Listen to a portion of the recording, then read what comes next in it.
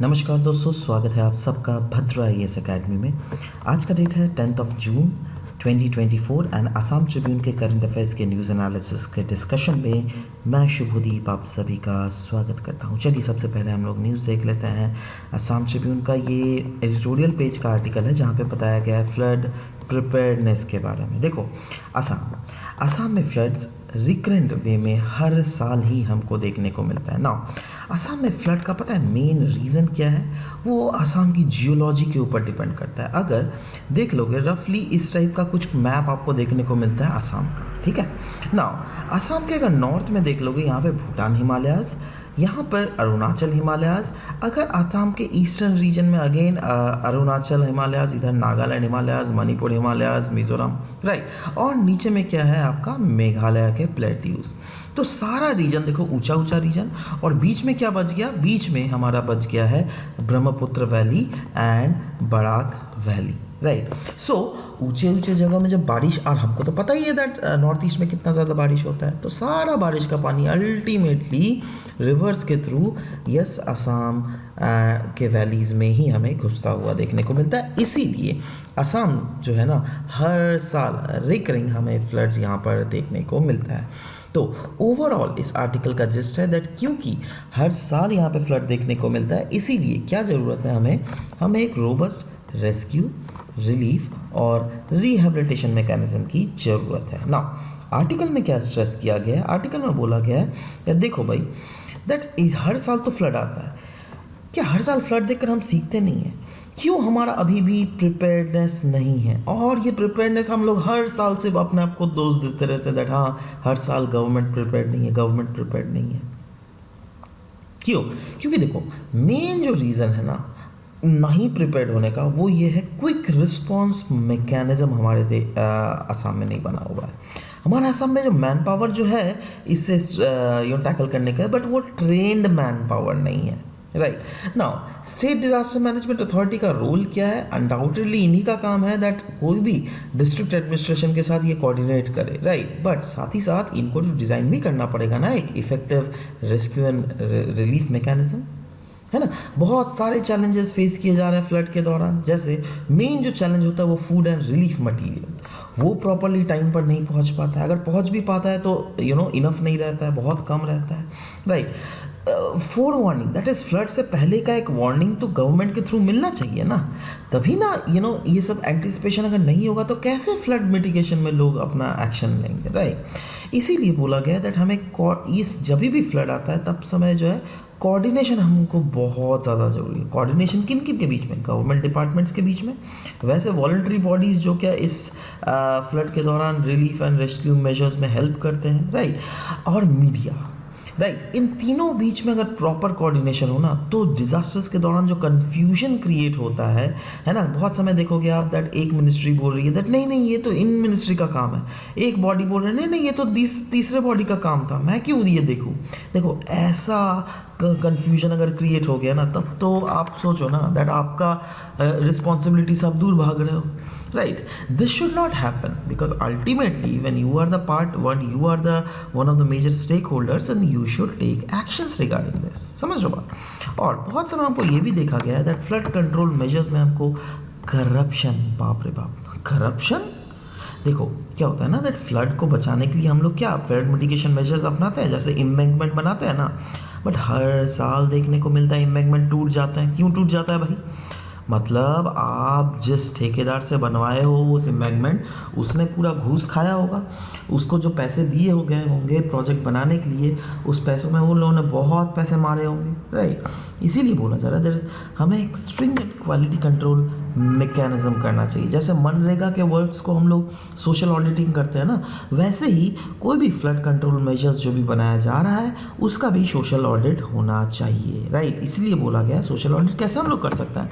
Bye involving the local community. Local community को बोलना पड़ेगा आप मॉनिटर करो उस चीज़ों को, राइट। एम्फेसाइज करना पड़ेगा हम लोग को डिजास्टर प्रिपेयर्डनेस को, हम लोग को एक्नॉलेज करना पड़ेगा दैट यस परमानेंट सॉल्यूशन कहीं ना कहीं लैक कर रहा है। इसीलिए हम लोग को एक इफेक्टिव और डिजास्टर प्रिपेयर्डनेस और रिलीफ मैकेनिज्म हमको बनानी पड़ेगी ग्राउंड लेवल में, राइट।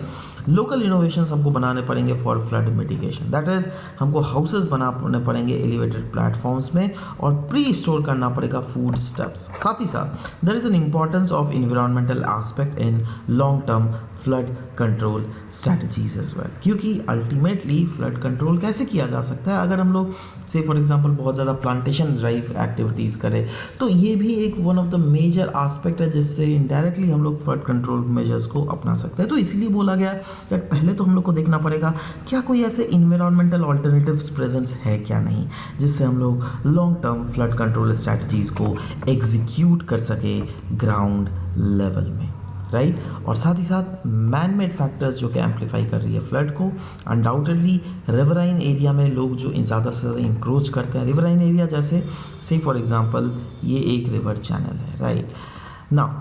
अब रिवर चैनल के साथ जो है ना एक ऐसा रीजन होता है जिसको बोलता है फ्लड प्लेन रीजन।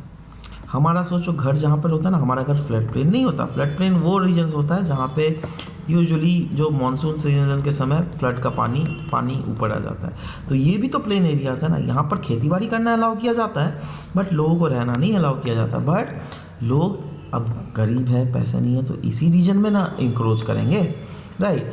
तो वही बोला गया दैट इस टाइप के इंक्रोचमेंट्स को हम लोग को खाली करना पड़ेगा और साथ ही साथ ऐसे ह्यूमन एक्टिविटीज़ जिससे कि इन्वायरमेंट में नेगेटिव इम्पैक्ट पड़ रही है उसको भी हम लोग को घटाना पड़ेगा। और कंक्लूजन टर्म्स में ये बोला गया है दैट देखो हम लोग को rescue relief and rehabilitation measures को स्ट्रीमलाइन करने की ज़रूरत है जिससे कि हम लोग कोऑर्डिनेट कर सके हर एक गवर्नमेंटल बॉडी, और साथ ही साथ अगर करप्शन एग्जिस्ट भी कर रहा है तो वो कंट्रोल में आ जाना चाहिए जिससे असम में फ्लड इफेक्टिवनेस बढ़ जाना चाहिए। और आज के न्यूज़पेपर में एक आर्टिकल में ये भी लिखा गया था दैट नॉर्दर्न फ्रंटियर रेलवे की क्या क्या प्रिपेयर्डनेस है in safety measures in that railway track, क्योंकि देखो फ्लड जब भी आता है बहुत जगह ऐसे देखने को मिलता है, जैसे पिछले बार हम लोगों ने देखा था दिमासौ में बहुत ही ज़्यादा रेलवे लाइंस में भी डिस्ट्रक्शंस हुआ था, राइट।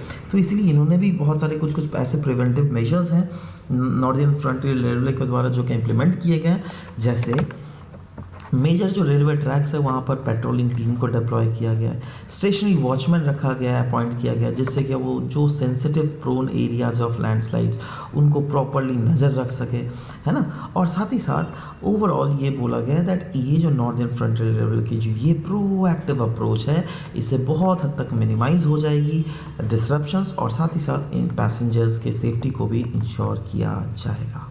नेक्स्ट असम ट्रिब्यून का ये दूसरा आर्टिकल जहाँ पे बात की गई है स्पेशल कंजर्वेशन मॉडल जिसको मूव किया गया है फॉर काजीरंगा नेशनल पार्क और डिफरेंट अदर फॉरेस्ट नेटवर्क्स का। देखो क्या है ना दैट नॉर्थ ईस्ट इंडिया अगर देख लोगे बोला जा रहा है undoubtedly distinct wild life habitat और वाइल्ड लाइफ स्पीशीज़ को हार्बर करती है।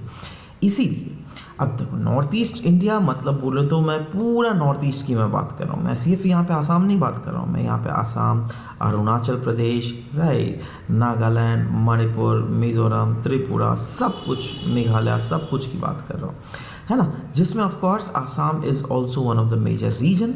तो यहाँ पे बोला गया है दैट देखो पूरा अगर नॉर्थ ईस्ट देख लोगे wild life species, variety of wild life species मिलेंगी और अलग अलग रीजन्स भी है, कुछ कुछ पहाड़ों वाला रीजन है, कुछ कुछ प्लेन्स वाला रीजन है, कुछ कुछ प्लेट्यू वाला रीजन है, तो कुछ कुछ पहाड़ों प्लस प्लेन्स का कॉम्बिनेशन है, राइट। तो इसीलिए अलग अलग रीजन में जो अलग अलग हैबिटेट रहती है, अलग अलग वाइल्ड लाइफ रहती है, हम लोग को इंश्योर क्या करना पड़ेगा दैट कंजर्व उन लोग को किया जाए। बट हर पूरा नॉर्थ ईस्ट में एक प्लान तो नहीं एग्जीक्यूट कर सकता ना, क्योंकि अलग अलग रीजन है, अलग अलग एग्रो क्लाइमेटिक रीजन्स है, इसीलिए हम लोग को कंजर्वेशन प्लान्स में भी हम लोग को रीजन स्पेसिफिक कंजर्वेशन प्लान्स को अडॉप्ट करना पड़ेगा। रीजन स्पेसिफिक क्यों बोला जा रहा है, क्योंकि देखो जैसे बोला क्या कहीं पे जंगल है तो कहीं कहीं पे ग्रास लैंड्स भी हैं और कहीं कहीं पे वेटलैंड भी है। अब एक फॉरेस्ट लैंड, एक ग्रास लैंड और एक वेटलैंड का डेफिनेशन ही बिल्कुल अलग होता है, इसका कैरेक्टरिस्टिक्स फीचर्स ही अलग होता है, राइट। एक अगर मैं वेटलैंड की बात करूं तो वेटलैंड एक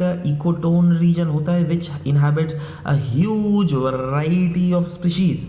वैसे ही जंगलों में एक अलग काइंड ऑफ स्पीशीज़ एग्जिस्ट करती है, ग्रासलैंड में एक अलग काइंड ऑफ स्पीशीज़ एग्जिस्ट करती है। और अगर हम लोग अगर आप सोच रहे हो तो ठीक है चलो भाई जो गंगा वैली में यूज़ करता है वही सेम चीज़ चलो यहाँ पर भी यूज़ कर ले, नो नो नो नो, ऐसा नहीं होगा। क्यों?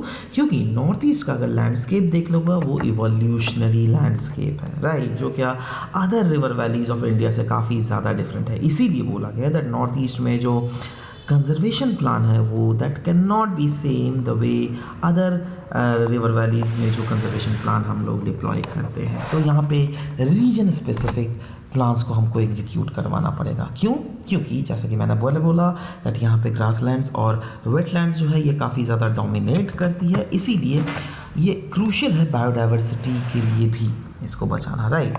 सो स्पेसिफिक कंजर्वेशन प्लान इसलिए बोला गया है क्योंकि देखो, जैसे अगर देख लोगे अलग अलग रीजन, जैसे कि मैंने बोला काजीरंगा, राइट, काजीरंगा में भी एक हैबिटेट एग्जिस्ट करती है, एक दिमासाओं में भी एग्जिस्ट करती है, बट काजीरंगा वाली जो है दैट इज़ हमारा मोरलेस प्लेन रीजन्स में एग्जिस्ट करती है, बट वहाँ पे हिली रीजन्स में एग्जिस्ट करती है, राइट।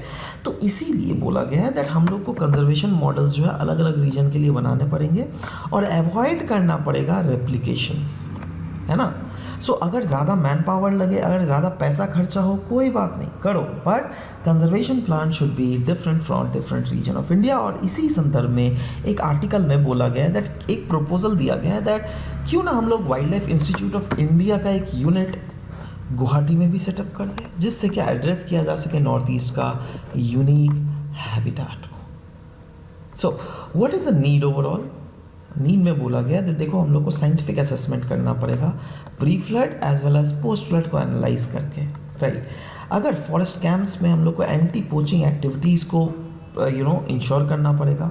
टाइगर कंजर्वेशन के रिलेटेड जो भी नेशनल टाइगर कंजर्वेशन अथॉरिटी के गाइडलाइंस हैं उनको फॉलो करने पड़ेंगे और सक्सेसफुली कंजर्वेशन मॉडल को हमको डिप्लॉय करना पड़ेगा। प्रायोरिटी देना पड़ेगा असम मॉडल को राइनोसेरस कंजर्वेशन के लिए और इंश्योर करना पड़ेगा एक इफेक्टिव और रेलेवेंट आइडियाज़, जिससे क्या जो अलग अलग डायनेमिक इन्वायरमेंटल कंडीशंस है उसमें भी इस टाइप के प्लान्स को डिप्लॉय किया जा सके। नेक्स्ट दोस्तों बहुत एक इम्पॉर्टेंट आर्टिकल है यूनिसेफ का। इन्होंने रिसेंटली रिलीज़ किया है चाइल्ड न्यूट्रिशन रिपोर्ट, जो कि हाईलाइट कर रही है एक बहुत बड़े मुद्दे को, और वो मुद्दा क्या है? वो मुद्दा है चाइल्ड फूड पॉवर्टी का। तो इस रिपोर्ट में हाईलाइट किया गया severe level of child food poverty. तो समझते हैं चाइल्ड फूड पॉवर्टी है क्या? चाइल्ड फूड पॉवर्टी एक ऐसा कंडीशन है where there is inability for children, specifically early childhood area में, दैट चिल्ड्रंस को तो एक्सेस या फिर कंजम्पशन ही नहीं कर पाते वो लोग न्यूट्रिशियस और डाइवर्स डाइट का। अब देखो, बच्चों को अगर न्यूट्रिशियस डाइट नहीं दिया जाए, बच्चों को अगर डाइवर्स डाइट नहीं दिया जाए, तो कहीं ना कहीं उनकी जो कॉग्निटिव एबिलिटीज़ होती है ना, बाद में जब बड़े हो जाते हैं उनकी याददाश्त में कमजोरी हमें देखने को मिलती है, उनकी ग्रोथ प्रॉपर नहीं होती है। इसीलिए यहाँ पे बोला गया है दैट कहीं ना कहीं ये जो फेलियर है, ये किसका फेलियर है? ये हमारे गवर्नेंस सिस्टम का फेलियर है, राइट। इसीलिए इस रिपोर्ट की फाइंडिंग में कुछ बहुत इंपॉर्टेंट डेटा है जो कि आपकी एब्सोल्युटली आंखें चौंका देंगी। ये जो रिपोर्ट है that is child food poverty, देखो अभी में से ना मैं इसको CFP ही बोलूँगा शॉर्ट में, child food poverty stands for CFP, right. तो इसमें क्लियरली बोला गया है दैट अगर इंसिडेंस देखोगे CFP का 27% चाइल्ड जो है वो दुनिया भर में अफेक्टेड है, जिसमें इंडिया में 40% चाइल्ड अफेक्टेड है, और इंडिया साउथ एशिया का सेकेंड हाईएस्ट कंट्री है जहाँ पे ये इम्पैक्ट हमको देखने को मिल रहा है। तो सवाल होता है दैट ये क्यों हो रहा है इंडिया में, ऐसा what is the reason behind this all things. पहली बात तो फूड इन्वायरमेंट, अगर हमारा इन्वायरमेंट इंडिया में देख लोगे वो काफ़ी ज़्यादा पुअर है। इनएडिक्वेट फीडिंग प्रैक्टिसेस हमें देखने को मिलता है। Feeding practices in the case of undoubtedly food तो है ही, बट साथ ही साथ ब्रेस्ट फीडिंग प्रैक्टिसेस भी काफ़ी ज़्यादा इनएडिक्वेट हमको देखने को बहुत समय मिलता है, right. Next is climate crisis तो है ही, और हाउस होल्ड इनकम भी काफ़ी ज़्यादा कम है, जिससे क्या कारण जो है लोग उतना फूड एफर्ड ही नहीं कर पाते हैं, राइट। देखो 1 से 5 साल का बच्चा अपने तो नहीं कमा सकता, राइट, तो they are absolutely dependent on their parents, right. तो इसीलिए बोला गया दैट ग्लोबल एफर्ट जो है वो लैक कर रही है, जिससे क्या इस सिचुएशन को हम लोग एंड नहीं कर पा रहे despite the fact that awareness लेकिन इस सेक्टर में है लोगों का, बट स्टिल ये एंड क्यों नहीं हो पा रहा है, this is the main reason. तो अगर इंडिया में इसका स्टेटस देख लीजिएगा तो देखो इंडिया में मेल न्यूट्रिशन बहुत ज़्यादा एग्जिस्ट करती है, जिसमें child stunting, child wasting, underweight, overweight rate जो है child below the 5 years of age, ये बहुत ज़्यादा देखने को मिल रहा है। प्रिवेलेंस ऑफ एनीमिया, जी हाँ, एक हाई रेट हमको एनीमिया का देखने को मिल रहा है among the pregnant womens as well as children. साथ ही साथ ऐसे बहुत सारे रिपोर्ट्स भी निकाली गई हैं जो कि इन रिपोर्ट्स को बिल्कुल सही ठहराती है, जैसे status of food security and nutrition in the world, global hunger index. तो इन ये सब भी अल्टीमेटली बोल रही है दैट जी हाँ, इंडिया में एनीमिया और मेल न्यूट्रिशन जैसे stunting, wasting, right, underweight, overweight वाले सिचुएशंस हमको बहुत ज़्यादा देखने को मिल रहा है। बट अगर ये सब कंटिन्यू होता रहा तो इसके कॉन्सिक्वेंसेस क्या है भाई?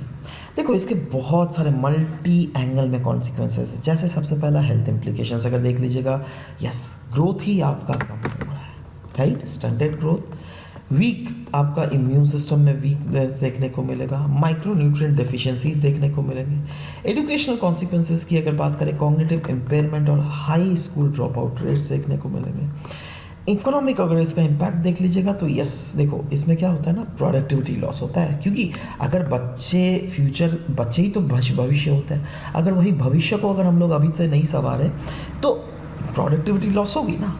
इंक्रीज हेल्थ केयर कॉस्ट भी बढ़ जाता है। Intergenerational impact, that is maternal और चाइल्ड हेल्थ केयर इश्यूज़ देखने को मिलता है हमको, जिसके सोशल कॉन्सिक्वेंसेस भी होते हैं, जैसे वल्नरेबिलिटी, स्टिग्मा एसोसिएटेड, ये भी बढ़ती रहती है।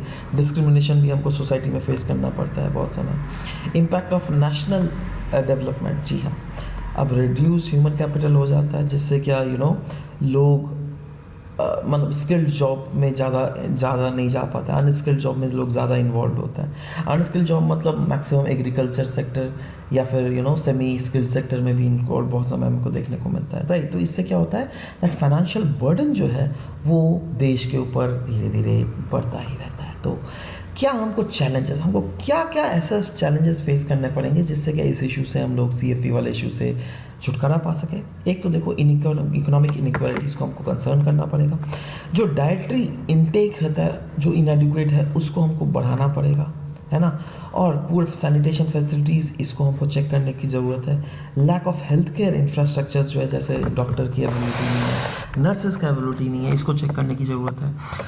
कहीं ना कहीं जो डिलीवरीज में है वहाँ पे हम लोग को देखने को मिल रहा है दैट आंगनवाड़ी सर्विसेज में properly delivery services regarding the food या फिर दिस टाइप ऑफ आस्पेक्ट, जहाँ भी कमी हो रही है आंगनवाड़ी सर्विसेज के थ्रू हम लोग को ये इंश्योर करना पड़ेगा दैट बच्चों को एटलीस्ट 1 से 5 साल वाले बच्चों को फ्री न्यूट्रिशियस फूड्स मिल सके, राइट। इस टाइप से चीज़ें। और इनएडिक्वेट मॉनिटरिंग, ये एक बहुत बड़ा रीज़न है, क्योंकि अगर कोई भी प्रोग्राम को आपको, जैसे पोषण अभियान एम्प्लॉयड है ना, ICDS scheme, integrated child development scheme है ना, तो ऐसे बहुत सारे डिफरेंट अदर स्कीम्स भी हैं, जैसे प्रधानमंत्री मातृ Vandana Yojana, mid day meal scheme, माँ स्कीम, पोषण वाटिकाज, मिशन पोषण, ICDS, ये सब तो मैंने बोला ही, राइट। तो अब देखो, सिंपली ये सब स्कीम बनाने से नहीं होगा ना, आपको मॉनिटर करना पड़ेगा, तभी आप स्कीम का इम्प्लीमेंटेशन हमको इफेक्टिव करना पड़ेगा, right. So what are the recommendations of the reform? देखो, एक तो हम लोग को डाटा सिस्टम को इन्हांस करना पड़ेगा, राइट। रिफॉर्म करना पड़ेगा फूड सिस्टम को, जिससे फूड को एक्सेसिबल किया जा सके, अफोर्डेबल किया जा सके हर एक तबके के इंसान के लिए, राइट।